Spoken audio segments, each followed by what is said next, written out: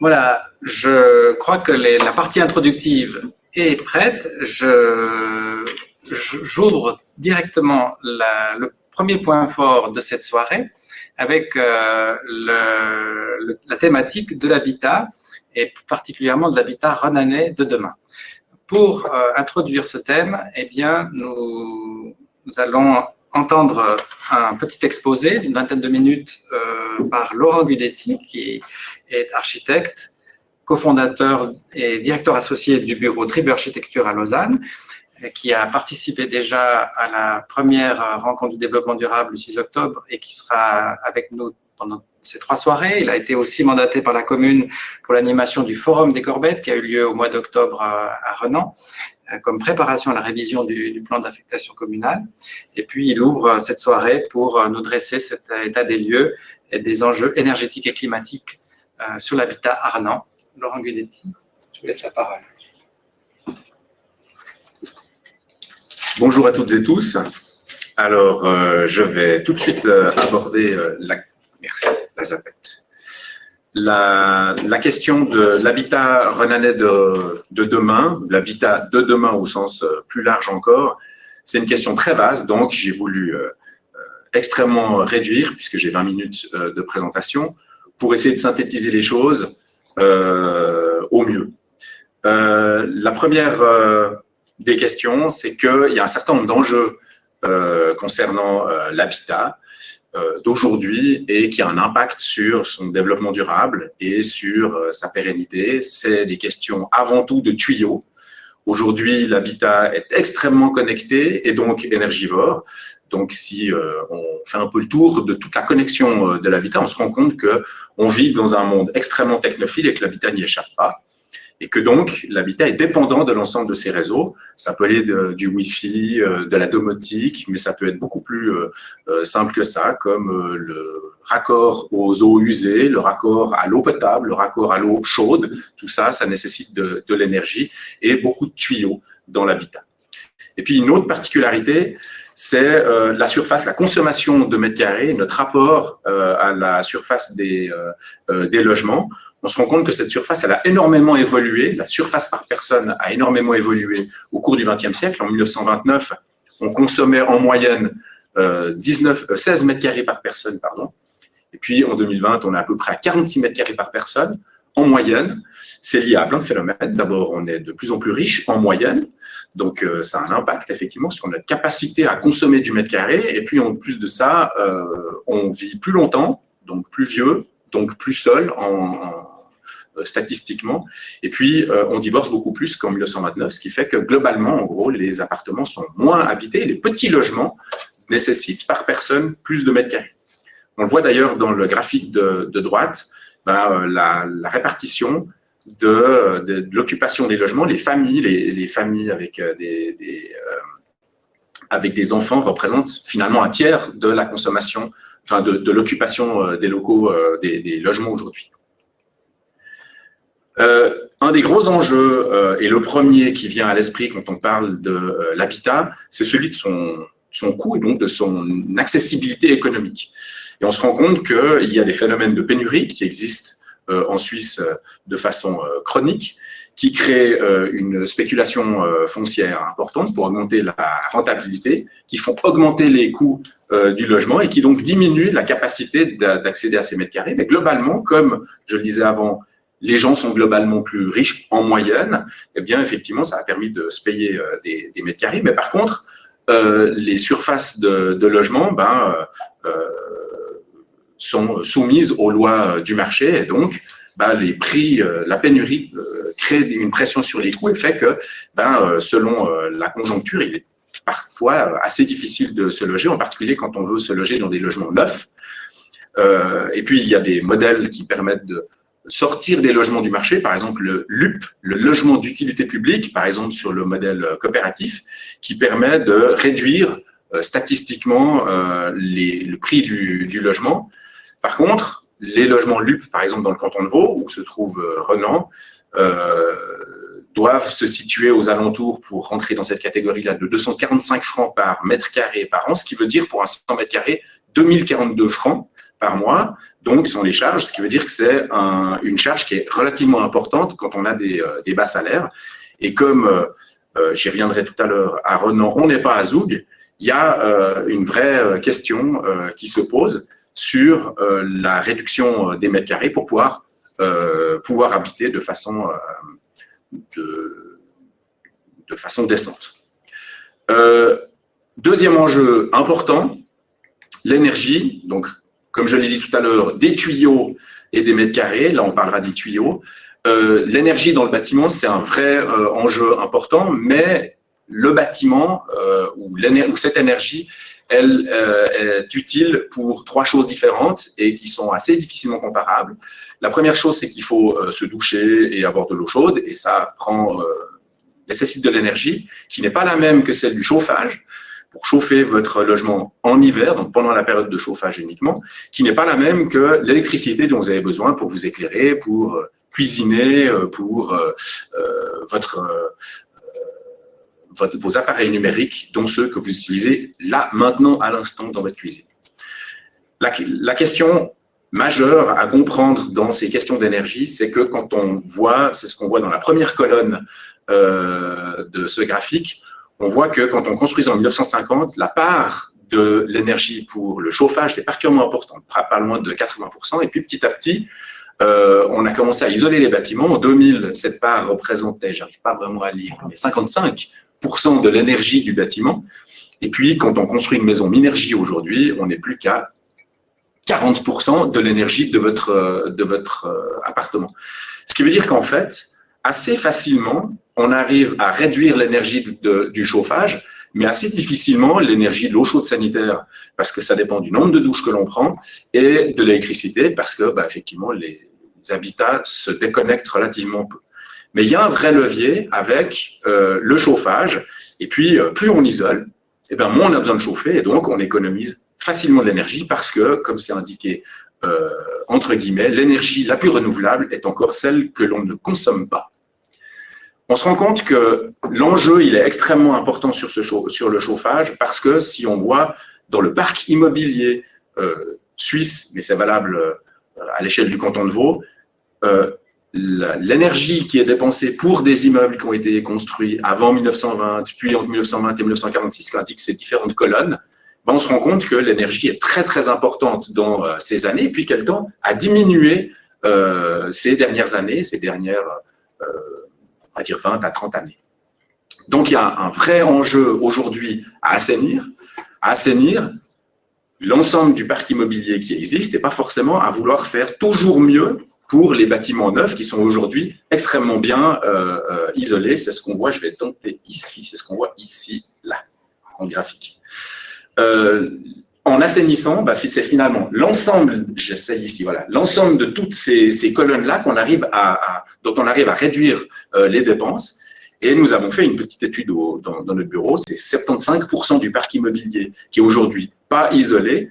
Si on l'assainit, ça coûterait en guillemets que 15,5 milliards pour atteindre la neutralité carbone. C'est une des pistes qui semble importante dans le canton de Vaud.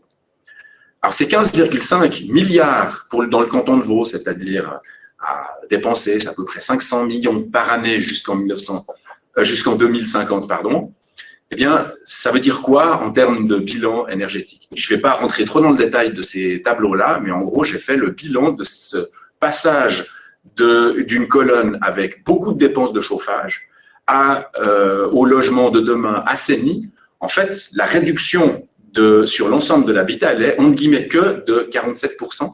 Et sur l'ensemble de votre consommation d'énergie, c'est-à-dire, je vous le rappelle, 14 ou 16 tonnes par année, eh bien, il manque un graphique, je me rends compte. Sur les 16 tonnes par année, eh bien, l'habitat correspondant à 26% des 50 tonnes des émissions intérieures, vous vous en souvenez, j'en ai parlé le 6 octobre, eh bien, en fait, on réduit de 47% ce 26%-là. Ça veut dire qu'on compte sur à peu près une réduction une consommation d'habitat de 1,5 tonnes et une réduction de 0,7 tonnes. Donc, on arrive à réduire de presque la moitié notre consommation d'énergie dans l'habitat en assainissant les bâtiments. Mais en gros, on se retrouve toujours avec une part correspondante à l'habitat de 0,8 tonnes. Et je vous rappelle, ce que j'ai annoncé le 6 octobre de façon tranchée, c'est qu'aujourd'hui, les Suisses prenant beaucoup l'avion, eh bien, l'énergie dépensée chaque année et par Suisse en moyenne, je n'accuse personne, est de 2,92 tonnes. Ça permet de voir un peu ce dont on parle en matière de consommation d'énergie, d'investissement à faire, 15,5 milliards, mais d'autres éléments, on y reviendra certainement tout à l'heure quand on parlera de consommation, qui sont aussi très importants pour réduire notre empreinte carbone. Un autre aspect, c'est qu'aujourd'hui, si notre habitat est rempli de tuyaux, eh ben, peut-être qu'il faut aussi diminuer la quantité de tuyaux pour diminuer notre dépendance à ces tuyaux, mais aussi pour diminuer la nécessité ou le fait qu'à partir du moment où on a un habitat technophile, ben on est condamné à l'utiliser et donc à réduire la consommation et donc à utiliser beaucoup de consommation d'énergie. J'ai vu que dans les toilettes d'à côté ici, eh bien, quand on met la main sous le distributeur de savon, ben, ça sort automatiquement. Donc, il y a certainement une pile ou un branchement qui existe là derrière. Évidemment que plus on revient en arrière sur cette technophilie, eh bien, on diminue les besoins en énergie. Ça, c'est un moyen. Sur ce tableau, ce que vous voyez ici, c'est une expérience qui a été menée et qui fonctionne pour se sortir à coopérative Équilibre à Soubeyran, dans leur immeuble à Soubeyran, pour sortir finalement le réseau d'eau usée, donc de nos toilettes, donc et du pipi et du caca, de la nécessité de se raccorder aux eaux usées. Et donc, il y a des dispositifs qui existent pour créer à l'intérieur du bâtiment, à l'intérieur même parfois des logements, avec un système qui s'appelle le cacarousel. On fait caca dans des seaux qui permettent de récupérer, j'en ai parlé le 6 octobre, et de transformer directement à l'intérieur du logement via un système de lombric nos fesses et nos urines. Ben finalement, on peut le faire à l'échelle d'un habitat et de retrouver des petites stations d'épuration à l'échelle d'habitat. Il y a plein de systèmes finalement low-tech, par exemple une architecture bioclimatique, c'est-à-dire très bien isolée, mais surtout bien orientée, avec des bonnes protections solaires pour se protéger en été, mais des bonnes protections solaires qui permettent de ne pas se protéger en hiver pour laisser la chaleur du soleil inonder les appartements et les chauffer gratuitement. Eh bien, on arrive à ne plus avoir besoin de chauffage du tout. Moi, j'habite dans une maison Minergie Eco, donc un standard tout à fait actuel, où je n'ai pas besoin de chauffage parce que j'ai réussi à me passer de chauffage moyennant un petit travail régulier, c'est-à-dire que quand il fait frais en été, je dois ouvrir la fenêtre. Quand il fait chaud en été, je dois fermer la fenêtre. Je dois utiliser ma ventilette de WC pour réguler l'aération, contrôler l'aération de mon logement. Donc, ça veut dire qu'il faut être assez attentif aux conditions climatiques intérieures du logement et qui dépendent fortement des conditions climatiques à l'extérieur du logement, que ça soit pour des raisons saisonnières ou que ça soit entre le jour et la nuit. Il faut être impliqué dans ces questions-là. On y reviendra peut-être tout à l'heure, mais évidemment, un habitat résilient, c'est aussi un habitat qui arrive à être résistant aux ruptures d'approvisionnement, c'est-à-dire que le jour où il y a une panne d'électricité, ben, il n'y a plus d'eau courante non plus, il n'y a plus d'eau chaude, il n'y a plus beaucoup d'énergie, il n'y a plus de Wi-Fi, il n'y a plus de téléphone. Donc, il faut être assez résilient par rapport à ces questions-là. Et dans ces questions de consommation énergétique ou ces questions de consommation au sens large, intervient aussi la question de l'alimentation. Dernier point sur les enjeux dont je parlais tout à l'heure de mètres carrés. Il y a des questions liées au mètre carré qui sont liées finalement à nos modes de vie. Et si on touche au mètre carré, c'est qu'on touche assez directement au mode de vie. Et donc, les modes de vie conditionnent la forme de l'habitat. Et la forme de l'habitat, c'est ce qu'on appelle la typologie en architecture. Et en gros, il existe une grande diversité de typologies, mais on peut aussi réfléchir aux diversités de catégories, c'est-à-dire en gros les catégories de la population qui peuvent, qui habitent des logements. Est-ce qu'on est locataire ou propriétaire? Est-ce qu'on a besoin de petites quantités de surface ou de grandes surfaces? Est-ce qu'on habite dans des logements familiaux standards ou est-ce qu'on peut inventer de nouvelles formes d'habitat? C'est ce qui existe et qui se développe beaucoup actuellement, les clusters, hein, c'est des logements par grappe, comme ça, cluster, ça veut dire grappe à l'origine, où on se partage des logements, où on se partage des chambres d'amis, où on mutualise toute une série de locaux, où on crée des logements avec des valences, c'est-à-dire des locaux qui sont accessibles indirectement directement par la cage d'escalier, en plus d'avoir une porte palière. Enfin, il y a toute une série de formes de logement, des logements interdépendants, par exemple, qui prévoient un logement dans le logement permettant, quand les enfants ont grandi, de réaccueillir des adolescents émancipés, des étudiants qui reviennent de leur voyage Erasmus, ou une personne âgée qui a besoin de soutien à la maison et qui va occuper un logement dépendant d'un logement plus grand, et qui fait qu'on élargit la cellule familiale à une cellule au-delà de la cellule familiale, un père, une mère, deux enfants,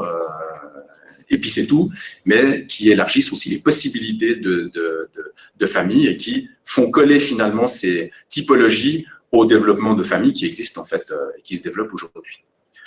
J'en ai parlé de la location et de la propriété. Il y a des gens qui ont peu de revenus mais une grosse fortune, et des gens qui ont ni l'un ni l'autre, il y a des gens qui ont les deux. Et bien évidemment, leur accessibilité au logement nécessite de développer différents types de catégories de logements cette fois-ci. Et puis, au-delà du logement, il y a toute une série de choses qui peuvent être développées autour du logement. C'est des activités communes, des activités mutualisées. Hein. Ce n'est pas forcément des activités comme des bureaux ou des commerces, mais ça peut aussi être des activités culturelles, des choses qui viennent en fait alimenter l'animation des locaux, des logements, et puis qui peuvent compléter toute une série ou offrir toute une série d'activités qui sont en fait mutualisables. Par exemple, les chambres d'amis dans les coopératives d'habitants ou les salles communes dans les coopératives d'habitants, qui sont des locaux qui sont offerts aux habitants pour peut-être réduire un peu le logement. Alors pour l'instant, on n'y est pas encore parce qu'on est vraisemblablement encore un peu trop riche, mais en gros, offrir une chambre d'amis permet aussi de réduire nos besoins en mètres carrés et plus les partager. Des chambres d'amis ou des salles communes, par exemple, mais ça peut être plein d'autres choses. Il y a plein de projets de coopératives d'habitants, comme ceux du Bled, que l'on voit ici, sur lesquels nous travaillons au bureau. Et puis, quand on a fait le Forum des Corbettes, comme l'a rappelé Mathieu Chenal tout à l'heure, on s'est rendu compte en discutant avec les habitants qu'il y avait des particularités, et si je fais la synthèse rapide des questions habitat qui sortent du Forum des Corbettes et qui peuvent intéresser les rencontres du développement durable, c'est qu'en fait, d'abord, 50% de la population de Renan déménage chaque année, ce qui veut dire c'est vraisemblablement une très forte population étudiante, mais certainement pas que. Mais il y a une très grande identification à Renan, les gens adorent Renan, ils sont fiers d'être renanais. Et puis, on a une surface par habitant qui est parmi la plus faible de Suisse. Donc c'est plutôt une bonne chose en matière de développement durable et de limitation des ressources, avec Mérin, semble-t-il. Et puis, ça pose une question assez intéressante, c'est celle de l'habitat spécifiquement renanais de demain. C'est que, est-ce qu'il n'y a pas une particularité renanaise à offrir des logements qui sont plus petits et qui donc seraient peut-être en deçà des surfaces imposées comme surface minimum dans le logement d'utilité publique, par exemple, qui définit qu'un 2 pièces, c'est forcément entre 50 et 60 mètres carrés. Si vous ne pouvez pas faire de 2 pièces de moins de 50 mètres carrés, mais c'est valable pour des 3 pièces. Vous ne pouvez pas faire de 3 pièces de moins de 60 mètres carrés, de 4 pièces de moins de 90 mètres carrés. Et finalement, peut-être que ça limite aussi l'usage des logements et les possibilités d'occuper des mètres carrés si on parle en nombre de pièces, et pas en typologie qui, elles aussi, sont contraintes par les règles du logement d'utilité publique. Là, j'ai mis une série de questions qui sont des questions que j'ai abordées à l'instant, c'est-à-dire qu'est-ce qui fait finalement que le logement est confortable ou qu'il est accessible ou qu'il vous convient. Et ça, c'est une vraie question, c'est une vraie série de questions que j'aimerais poser en fait, à l'Assemblée virtuelle que je n'ai pas en face de moi. Est-ce que c'est la question du prix? Est-ce que c'est vraiment une question prioritaire? Est-ce que cette question, quand on construit des logements neufs, n'a pas des phénomènes collatéraux, des dommages collatéraux, par exemple par la gentrification, donc des quartiers qui finalement, parce qu'on crée du neuf, deviennent inaccessibles à toute une partie de la population, parce qu'au-dessus de 245 francs par mètre carré, même d'utilité publique, qui fait que il y a des gens qui sont exclus de ces logements-là. Faut-il passer par d'autres systèmes? Des enjeux d'énergie, des enjeux liés à la résilience, donc se déconnecter, low-tech et bioclimatique, des enjeux typologiques que j'ai évoqués, j'aimerais bien vous entendre à ce sujet, des enjeux liés à l'implication des habitants, c'est-à-dire est-ce que vous vous sentez d'ouvrir les stores, fermer les stores, ou est-ce que vous pensez qu'il faut absolument des systèmes complètement automatisés pour ouvrir et fermer à votre place? Qu'est-ce que c'est pour vous la notion de confort? Est-ce que c'est pas, par exemple, une question aussi d'isolation phonique? On voit que les bâtiments très anciens, ils sont très mal isolés phoniquement, ce qui veut dire qu'on sait tout ce qui se passe à côté, en dessus et en dessous de chez soi, enfin, plus en dessus d'ailleurs qu'en dessous, qui subissent plutôt notre bruit. Ça, c'est des vraies problématiques qui arrivent régulièrement et des conflits de voisinage qui arrivent autour du bruit. Est-ce que ça, vous le vivez? Et puis, ou bien est-ce que c'est, comme on a tendance à le dire dans tous les cahiers des charges des projets d'architecture aujourd'hui, c'est l'accessibilité PMR, c'est-à-dire personne à mobilité réduite, qui fait la particularité ou la qualité d'un logement. Est-ce que vous voyez d'autres choses? Eh bien, je pense avoir posé 2-3 questions, 2-3 jalons, mais évidemment, n'hésitez pas à proposer vos propres questions auxquelles on se réjouira de répondre dans le débat. Voilà, j'espère avoir été clair. Je n'ai aucun moyen de savoir si vous avez des questions de compréhension, donc je vous laisse les poser dans le chat ou par oral.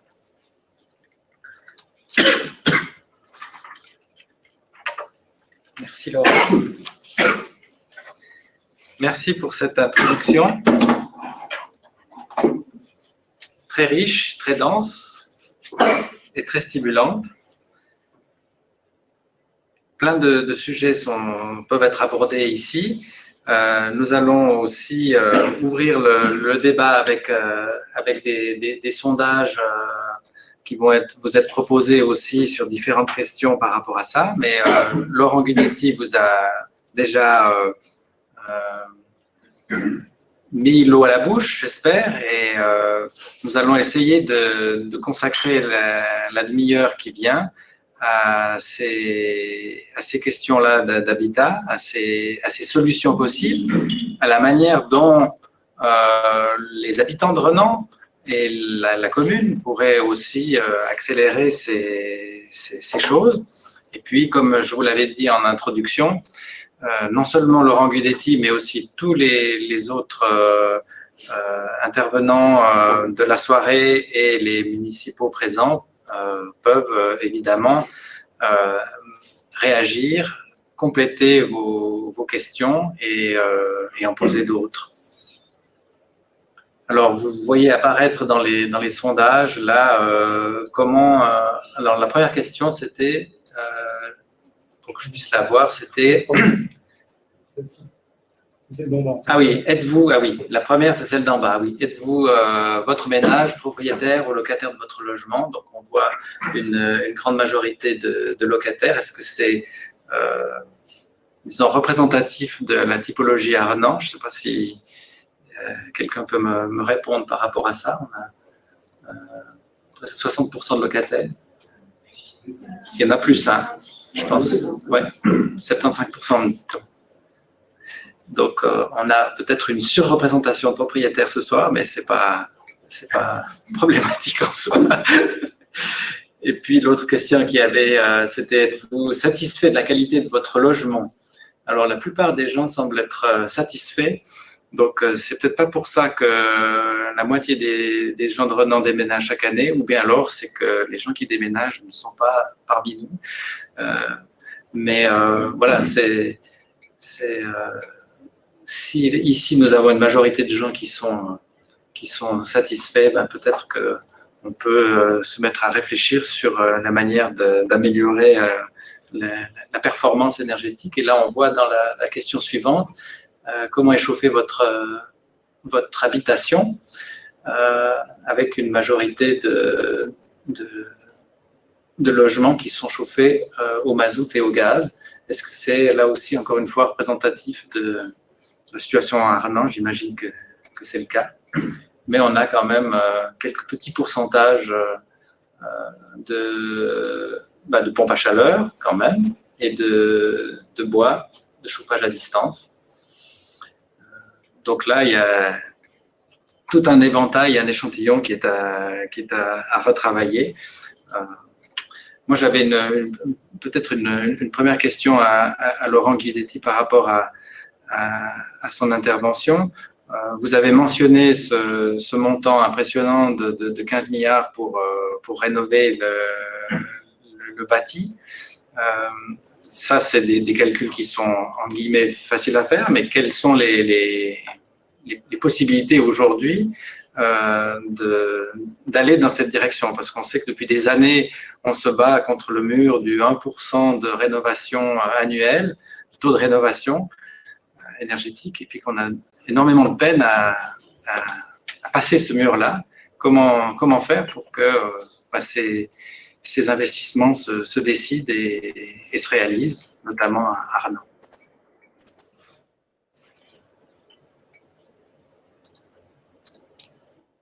Est-ce que Laurent Crivelli apparaît sur notre écran? J'accepte ma meule sur scène. Voilà. Alors, c'est une question effectivement éminemment politique. C'est que finalement, nous, on a calculé combien ça coûtait, mais on n'a pas calculé qui devait le financer. On pense que c'est une question d'utilité publique, donc ça devrait être aux collectivités publiques qui vont peut-être se faire décider entre elles qui devra dépenser ça, mais c'est à dépenser d'ici 2050 si on veut se donner une chance d'atteindre la neutralité carbone, puisqu'on parle que d'une réduction de 5% de nos émissions. Donc évidemment, c'est pas suffisant, mais c'est nécessaire. Et 15,5 milliards, bon, c'est finalement pas grand-chose. Il y a une motion Jean Chop au Grand Conseil qui demande d'investir ces 15,5 milliards. J'ai vu qu'il y a une question intéressante à laquelle… oui, alors… Il y a deux questions intéressantes auxquelles… Alors, allez-y. Il y a la question d'abord du critère qui manque pour un habitat confortable, c'est l'accès à un jardin. Et ça, c'est une vraie question importante parce que ça revient souvent, c'est-à-dire que c'est une demande. Avant le jardin, il y a peut-être aussi des espaces extérieurs, privés. Et c'est vrai que c'est un vrai besoin qui revient beaucoup et en force aujourd'hui. C'est une question qui est importante puis qui a un impact direct sur la qualité de vie, comme on ressent l'appartement. C'est aussi dépendant des espaces extérieurs qu'on pourrait mutualiser. C'est-à-dire que ça n'a pas forcément besoin d'être privé et de la qualité de ces espaces extérieurs. Et souvent, on se rend compte qu'il y a un vrai enjeu à proposer des espaces extérieurs de qualité sur domaine privé et sur domaine public. J'en parlerai le 25 novembre, mais il y a une vraie question par rapport à la place de la voiture qui confisque une bonne partie de ces surfaces. On a fait une petite étude, une autre encore, au bureau qui révèle qu'il y a la très grande majorité des espaces extérieurs sur domaine public, a fortiori, mais aussi sur domaine privé, c'est-à-dire tout ce qui est en dehors des rues et des places et qui appartiennent à votre propriétaire ou à vous-même si vous êtes propriétaire, est utilisé pour stationner ou pour accéder au stationnement, ce qui…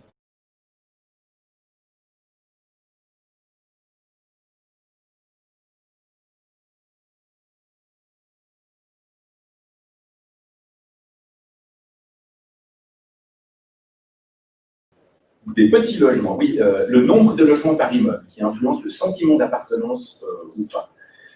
Ça, c'est une question assez intéressante, parce que peut-être que ça veut dire qu'il faut réfléchir en termes d'échelle de l'immeuble, mais peut-être qu'il faut réfléchir au-delà de l'immeuble lui-même. C'est-à-dire que ce que je suis allé un peu vite tout à l'heure quand je parlais de mutualisation, mutualiser une chambre d'amis, mutualiser les salles communes, c'est possible quand on est beaucoup, en définitive. Moi, j'habite un groupe de deux bâtiments, 13 logements, où il y a une chambre d'amis et une salle commune. C'est la limite inférieure en deçà de laquelle on ne peut plus financer ce genre d'équipement. Donc, plus on est, plus la mutualisation, la possibilité de mutualiser augmente. Et donc, si on se met ensemble, c'est-à-dire plusieurs immeubles ensemble, ben finalement, on arrive à mutualiser plus. Donc, la mutuabilité, donc la capacité à mutualiser augmente avec l'échelle. Et donc, si on commence à réfléchir à l'échelle d'un habitat, puis qu'on élargit la réflexion de l'habitat à plus, ben on arrivera à partager plus de choses et peut-être avoir une consommation qui est réduite aussi du fait qu'on en a réussi à partager. D'accord. Alors, les jardins, les places de parc, la mutualisation. Est-ce que sur ces thématiques-là, les représentants de la municipalité voudraient réagir par rapport à la situation ici? Nous avons donc Jean-François Clément, Ténéta Mestre et Patricia de Surcher qui peuvent aussi intervenir en tout temps à ces questions. Je ne sais pas si ces chapitres-là vous inspirent. Voilà. Oui, bien évidemment. Laurent Guidetti a évoqué un mot qui est magique et qui est maintenant récurrent, c'est la mutualisation. C'est la perméabilité aussi entre les bâtiments, les immeubles. C'est éviter de morceler le territoire, d'y mettre des barrières et de le fermer. C'est de l'ouvrir, c'est de mutualiser ces espaces, de les rendre vivants. Et à Roland, et Mme Mestre et Mme Chercher en parleront aussi mieux que moi. C'est des éléments qui sont majeurs pour mettre de la nature en ville, de la qualité, du lien. Et c'est des éléments sur lesquels nous travaillons. Et nous rendrons sensibles aussi les promoteurs immobiliers avec lesquels nous travaillons, parce que malheureusement, nous avons trop peu de surface des bâtiments propres. Par contre, avec les coopératives d'habitation, c'est facile et assez simple. Et avec les propriétaires fonciers qui, pour certains, privilégient largement leur rendement au prétexte de pouvoir financer certains événements, c'est plus compliqué que de pouvoir obtenir de la mutualisation, de nature, des espaces collectifs. Mais je laisse sur ces termes-là développer Mme Mestre ou Mme Surcher. Qui veut répondre ou poursuivre la discussion? Oui, en effet. Alors, on a parlé de potager urbain, de jardins qu'on peut se partager, d'arbres fruitiers aussi. Ça me fait plaisir de voir cette proposition. Effectivement, ce sont des éléments qui permettent non seulement d'améliorer aussi la biodiversité en ville, plutôt que de planter des haies stériles, avoir des gazons bien pendus à ras, mais ça permet aussi de créer du lien. Et puis ça, je crois que c'est extrêmement important aussi en ville, c'est de se retrouver dans ce genre d'espace-là aussi, de partager son savoir et ses connaissances de jardinage, aussi de partager ce que le jardin apporte, ce qu'il nous offre. Donc je pense que ce sont des instruments extrêmement importants, tant sur le plan social que sur le plan biodiversité, à encourager donc à développer. On en reparlera certainement le 25 novembre dans le chapitre Nature en ville. C'est ta Mestre. Je poursuis volontiers pour dire en effet que ces remarques qui viennent font plaisir parce que la ville évolue. La ville, il fut encore un temps, était considérée vraiment comme on y habite, on se déplace, on consomme éventuellement et on voit que de plus en plus ça peut devenir un lieu de vie avec les jardins, mais avec les espaces publics, avec aussi des espaces de vie dans les rues, on peut arboriser.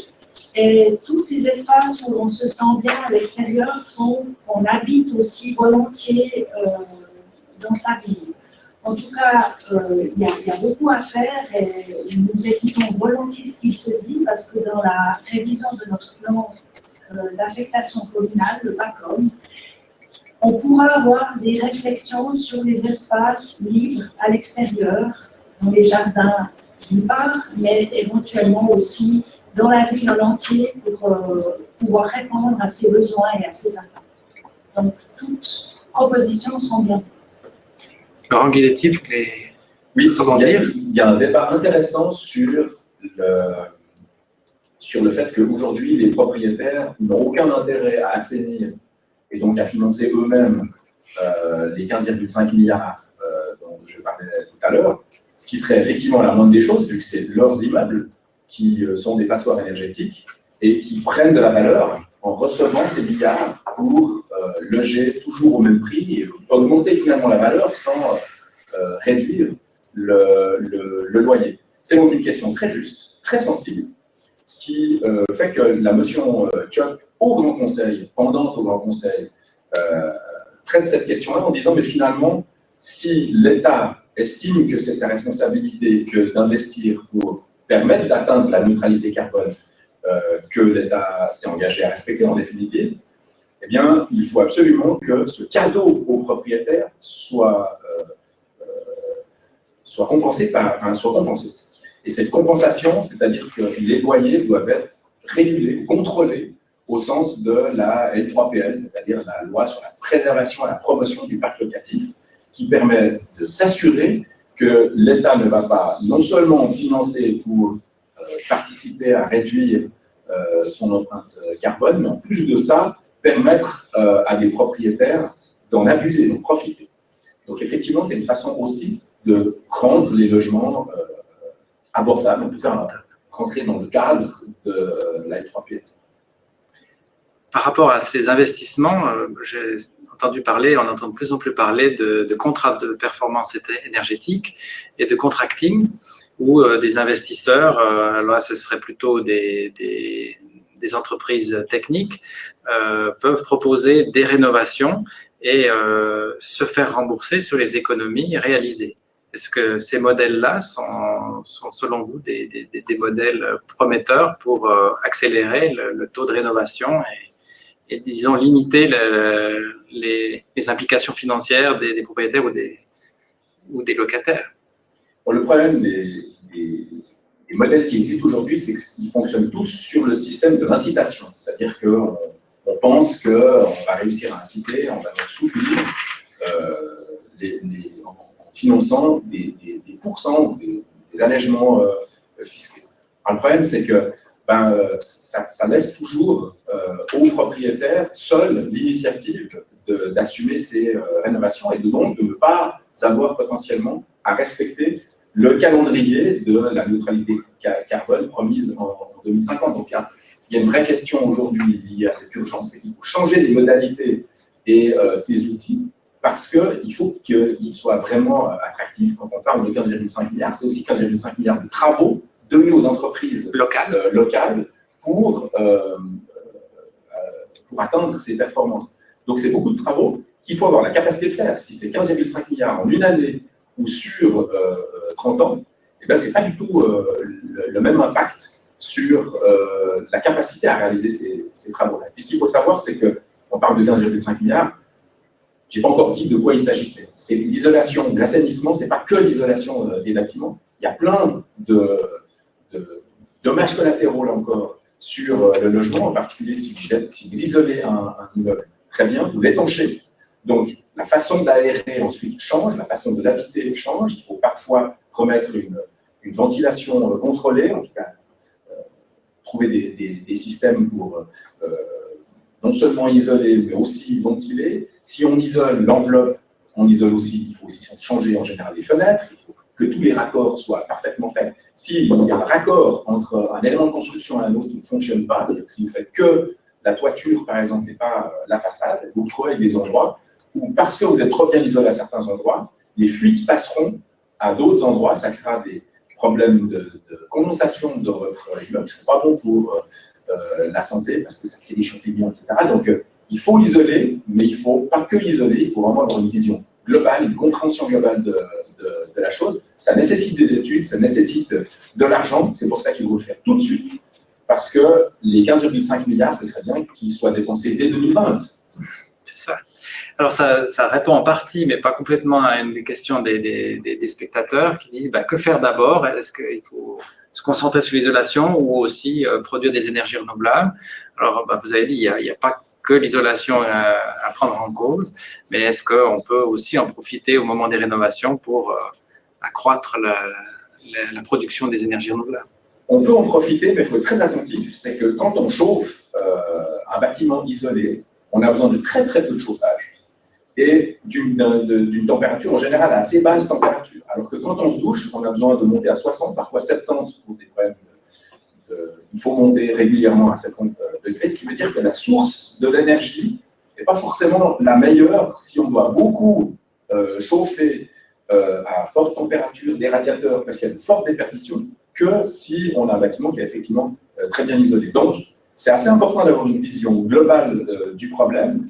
Et puis, comme je le disais tout à l'heure, comme l'énergie la plus renouvelable, c'est celle qu'on ne consomme pas, autant se concentrer sur l'eau chaude sanitaire avec une énergie effectivement renouvelable, et à ce moment-là, peut-être pas des pompes à chaleur qui sont assez idéales à des températures relativement basses, et plutôt du collet qui peut monter assez facilement à forte température, mais de nouveau, ça dépend de plein de paramètres, donc je ne veux pas m'avancer en disant on connaît anti-PAC, mais par exemple, si vous écoutez les émissions françaises qui parlent d'écologie, eux, ils sont très bons pas chaleur, donc c'est l'écologie absolue, mais bon, pas chaleur, ça fonctionne à l'électricité nucléaire en France ou à 53% fossile en Suisse. Par rapport justement aux énergies renouvelables, il y a peut-être on peut faire un lien aussi avec une thématique qui est soulevée par des spectateurs, c'est que faire des toitures. Est-ce qu'il faut les couvrir de panneaux solaires? Est-ce qu'il faut les végétaliser? Est-ce qu'on peut faire les deux? Il y a certainement un potentiel important à Renan. Sur le bâti, je pense que c'est aussi une grosse question au moment de la rénovation et même de la création de nouveaux bâtiments. Il y a beaucoup d'enjeux autour des toitures. Hein.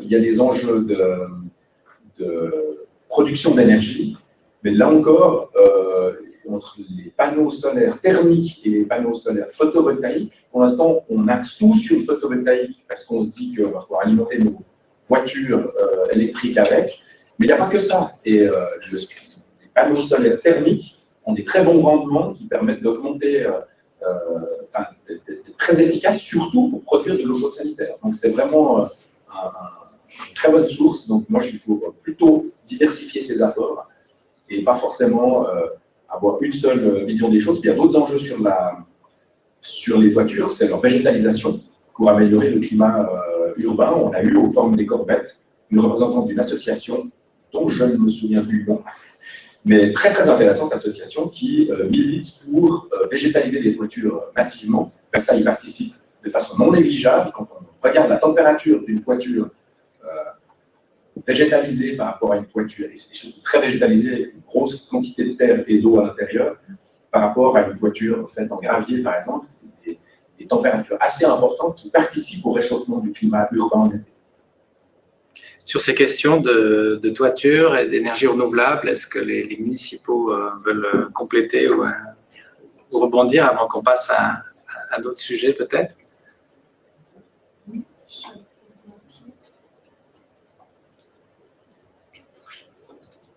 Voilà, bonjour.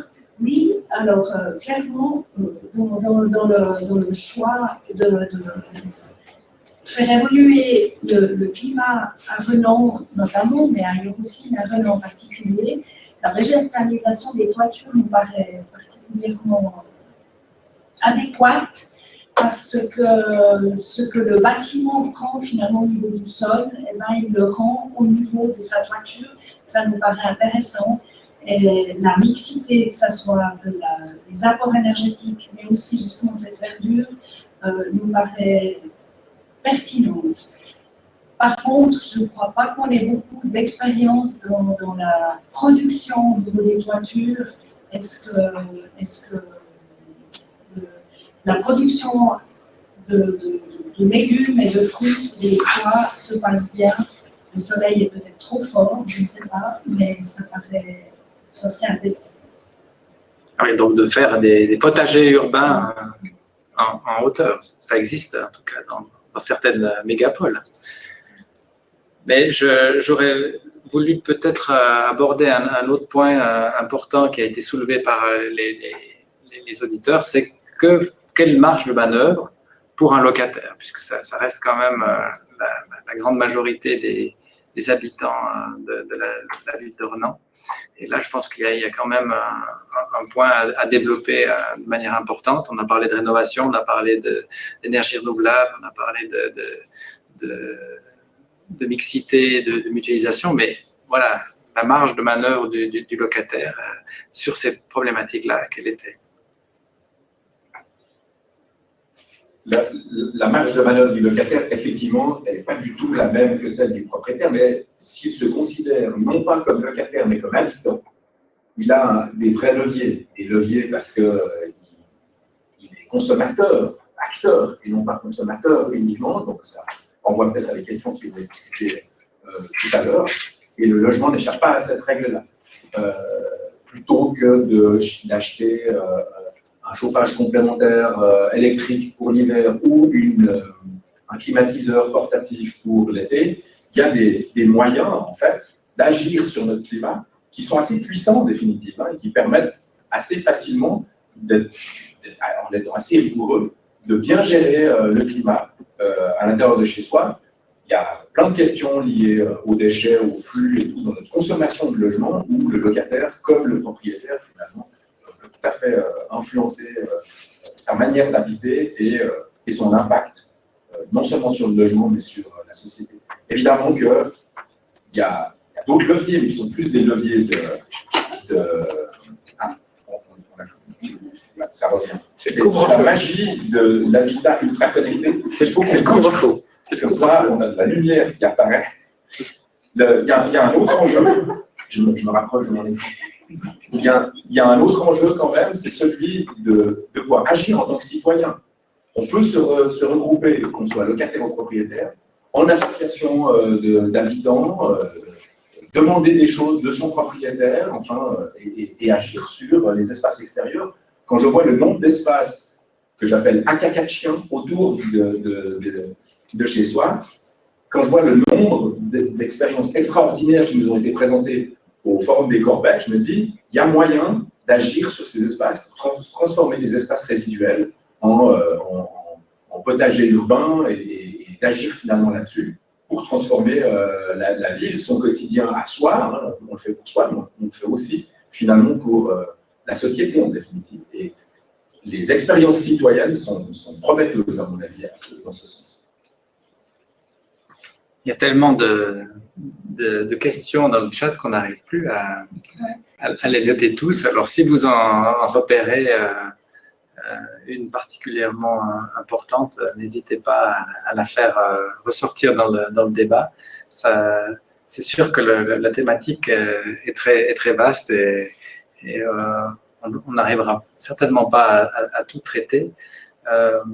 Mais je voulais peut-être quand même laisser la parole à la municipalité à propos de cette question des marges de manœuvre des locataires. Est-ce que vous abondez dans le sens décrit par Monsieur Guidetti, ou est-ce que vous pouvez même élargir encore cette problématique?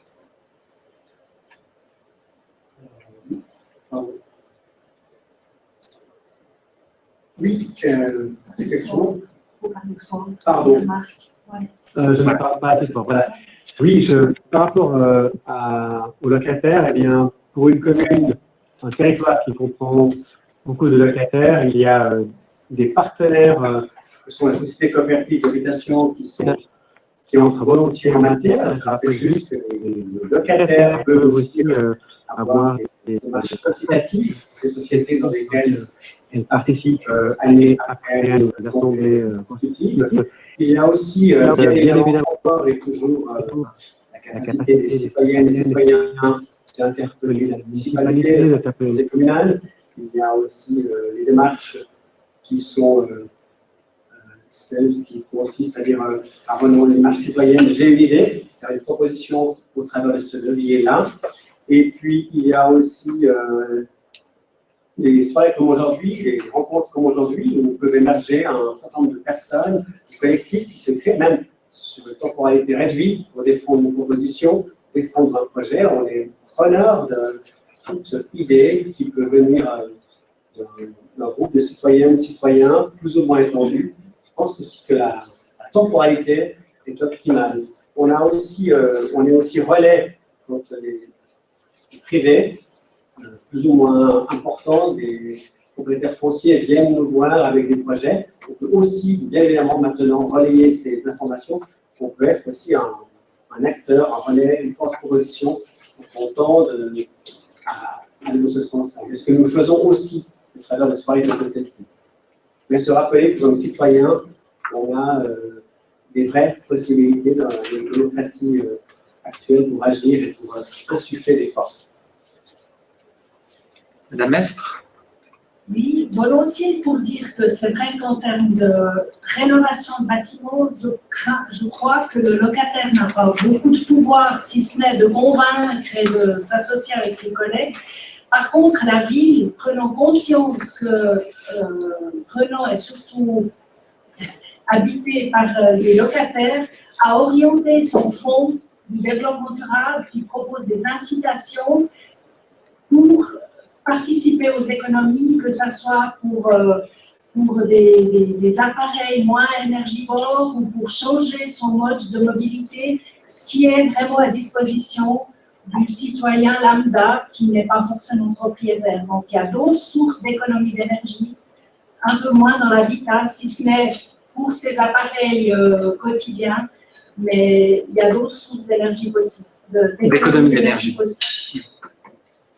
Oui, de réduire ses besoins aussi en matière d'équipement et de technologie, quoi.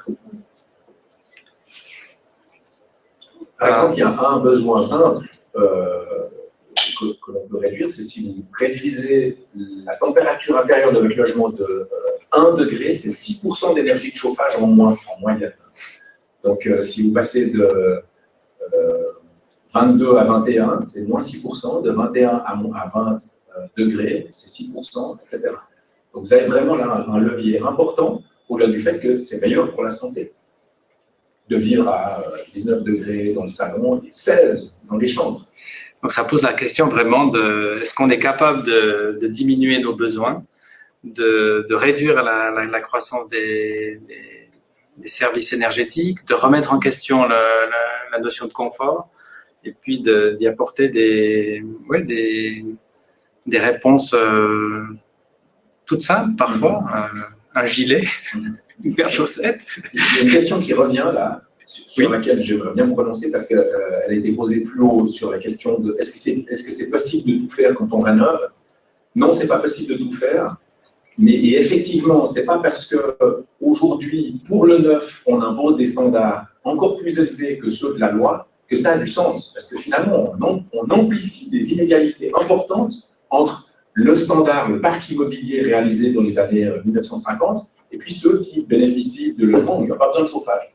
On aurait plutôt intérêt de charger le neuf de standards extrêmement élevés, alors qu'ils sont peut-être bien pour avoir un bilan, on va dire, en augmentant le standard, mais à vouloir faire toujours mieux pour une minorité. Le problème, c'est qu'on oublie de se préoccuper de l'ensemble du parc immobilier, 75% du parc qui n'est pas isolé du tout, et qui fait que les gens vivent d'abord dans des conditions climatiques qui vont être de plus en plus difficiles à supporter avec le temps, mais en plus de ça, c'est là où on économise le plus en dépensant le moins, parce que c'est seulement 15,5 milliards à l'échelle du canton de Vaud. Donc, pour les nouveaux quartiers, il y en a en préparation à Renan, on pourra bien faire, mais ce que vous dites, c'est que c'est peut-être pas là qu'il faut mettre l'essentiel des efforts, alors qu'on sait par exemple qu'à Malais, il y a des quartiers à 2000 watts qui sont en préparation et qui sont quand même aussi des laboratoires de la vie de demain, mais quelque part, il faudrait faire les deux, alors à vous entendre aussi. Tout à fait. Mais par rapport à la rénovation, j'avais quand même une question à vous poser, puisque vous avez montré aussi que c'était un des plus gros enjeux. Est-ce qu'aujourd'hui, on a les moyens de rénover en limitant au maximum l'énergie grise de cet impact, utiliser des matériaux écologiques et puis améliorer véritablement le bilan au moment où on fait des rénovations? Alors, c'est une vraie question importante, c'est-à-dire, en gros, l'énergie grise, il y a des moyens, en tout cas, de limiter, de faire des choix conscients, les labels comme l'énergie éco, le label éco ou le système EcoBau qui est là pour nous sensibiliser à ces questions-là et puis à donner des informations sur l'impact énergétique de l'énergie grise. Ce qu'il faut voir, c'est qu'il y a aussi un petit peu de politique là derrière. C'est que selon qu'on estime la durée de vie d'une façade, eh bien, une façade en bois, c'est la durée de vie qui est 3 fois moins bonne qu'une façade en béton, par exemple. Évidemment qu'il faudra pondérer l'énergie grise nécessaire sur la durée de vie. Et qui dit qu'une espérance de vie d'une façade ou d'une autre est de temps, il y a un petit peu des choix arbitraires qui ont été faits. Donc, oui, il faut investir. Aujourd'hui, il faut investir dans la transition. C'est un marché énorme, d'ailleurs. Moi, je suis convaincu que là, il y a de quoi créer des emplois pour tous les futurs chômeurs du Covid. Il y a un vrai enjeu aujourd'hui à investir dans ces questions-là. Il faut aussi être conscient de ça, mais on ne fait pas de fumée sans feu, il n'y a pas de fumée sans feu. On est obligé de dépenser un peu d'énergie là-dedans. Maintenant, il y a beaucoup de matériaux biosourcés qui ont des impacts extrêmement faibles, beaucoup plus faibles. Donc, il y avait une question parmi l'assistance qui disait Minergie, mauvais label, point d'interrogation. Vous entendre, c'est quand même des critères intéressants pour la nouvelle construction et pour la rénovation. Moi, je parle de éco, parce que Minergie, comme tous les labels, est plutôt une mauvaise chose. Le problème des labels, c'est qu'ils nous coupent de la réflexion. Et c'est très complexe tout ça. Donc, il ne faut pas juste dire, c'est bon, j'ai un label, puis j'aligne les 3 labels auxquels je pourrais bénéficier. Parce que ça laisse supposer après que, bon, ben, c'est bon, on a atteint l'objectif. Ben non, il faut non seulement avoir des labels, si vraiment c'est important. En général, les labels sont importants pour avoir des financements quand ils sont là, parce que parfois, c'est aussi assez aléatoire d'obtenir notre financement Minergie P, par exemple. Donc là, il y a des vrais enjeux. Moi, je parle de éco parce que éco est la partie du label Minergie qui se préoccupe des éléments d'énergie grise. C'est ça, du poids carbone caché. Voilà, on va pas pouvoir continuer éternellement sur ce sujet. Je vais arriver gentiment à une phase conclusive ou pré-conclusive de ce chapitre-là. Pour terminer cette partie sur l'habitat, j'ai résumé sous forme d'un petit dessin que vous voyez ici quelques-uns des éléments qui ont été abordés lors de ce débat sur l'habitat, avec les réflexions sur la manière dont l'habitat doit pouvoir gérer les problèmes de chaleur, les problèmes de froid, les problèmes d'évacuation des déchets, avec des systèmes, si possible,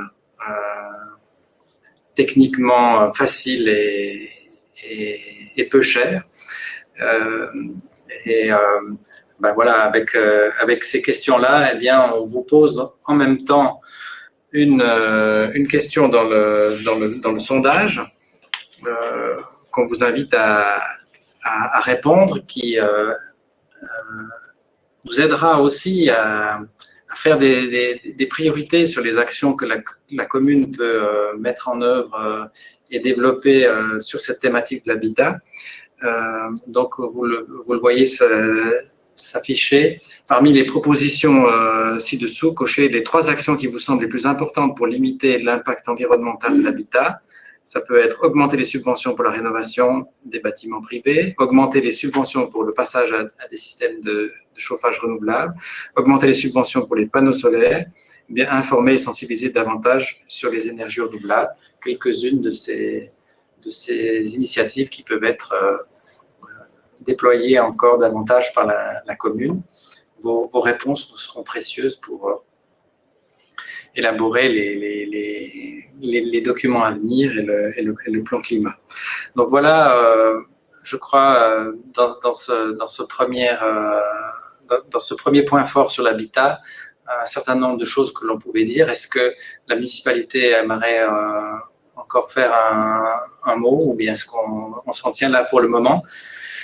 Je crois que c'est bon. Donc, ce que je vous propose à vous tous, c'est de s'octroyer une petite pause, et puis on se retrouve dans une dizaine de minutes pour aborder le deuxième point fort de la soirée sur la consommation et l'alimentation, avec l'intervention de Jean-Blaise Trivelli.